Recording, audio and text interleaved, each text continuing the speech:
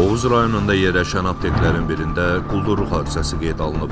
Naməlum şəxs həmin yerdə çalışan qadın satıcını kəsici alətlə hədələyərək kassada olan 500 manat pulunu talayaraq ələ keçirib. Daxili İşlər Nazirliyinin mətbuat xidmətinin şəkili regional qrupundan bildirilib ki, Oğuz rayon polis şöbəsinin əməkdaşlarının həyata keçirdikləri təxirəsalınmaz əməliyyat nəticəsində qeyd olunan hadisəni törətmədə şübhəli bilinən Ramin Məmmədov saxlanılıb. Ondan cinayətdə istifadə elədiyi kəsici alət maddi sübut kimi götürülür. Gecə saatlarında apteki gözətlədim.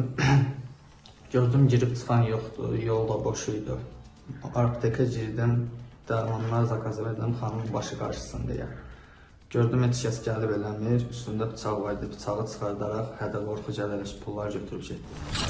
Araşdırmalarla saxlanılan şəxsin avtobusdan da pul uğurladığı müəyyən edilib. Faktla bağlı cinayət işi başlanılıb, Məmmədov barəsində məhkəmənin qərarı ilə həbs qəti imkan tədbiri seçilib. Salam Təşkimov, Bugün TV.